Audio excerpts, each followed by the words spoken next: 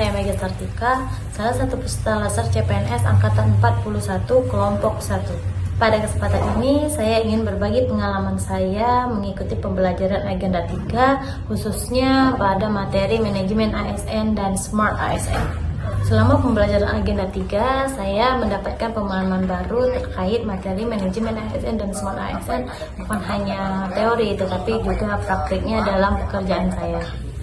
Melalui pembelajaran Agenda 3 ini, saya lebih memahami tugas saya sebagai seorang auditor di Inspektorat Kabupaten Lahat sebenarnya merupakan bagian dari sistem besar pengelolaan ASN yang bertujuan untuk menciptakan birokrasi yang profesional, objektif, akuntabel, dan berintegritas.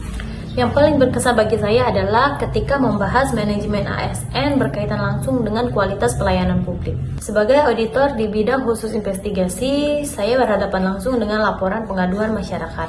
Dari materi ini, saya menyadari bahwa efektivitas penanganan pengaduan masyarakat bukan hanya soal teknis pemeriksaan, tetapi juga soal bagaimana sistem dikelola dengan baik, bagaimana komunikasi dibangun, dan bagaimana ASN menjalankan perannya sebagai seorang yang profesional.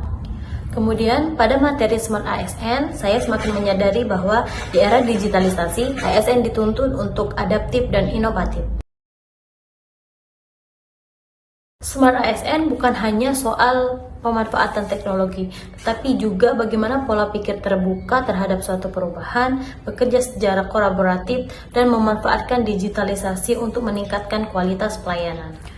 Saya merefleksikan bahwa penanganan pengaduan masyarakat di Inspektorat, khususnya di bidang investigasi, pemanfaatan media sosial dapat menjadi solusi untuk meningkatkan pemahaman masyarakat terkait prosedur pengaduan.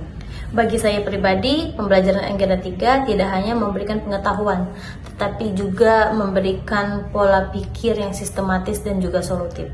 Saya menjadi lebih sadar bahwa menjadi seorang ASN bukan hanya bagaimana cara kita menyelesaikan tugas, tetapi bagaimana cara kita terus berinovasi dan memberikan nilai tambah bagi organisasi.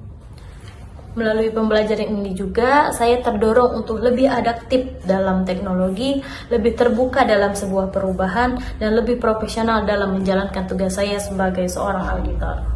Saya juga semakin memahami pentingnya nilai integritas, akuntabilitas, dan pelayanan dalam setiap pekerjaan yang saya lakukan. Dari sini ada beberapa hal yang dapat saya terapkan di tempat kerja. Yang pertama, meningkatkan kompetensi dan kinerja. Yang kedua, memanfaatkan teknologi dalam audit.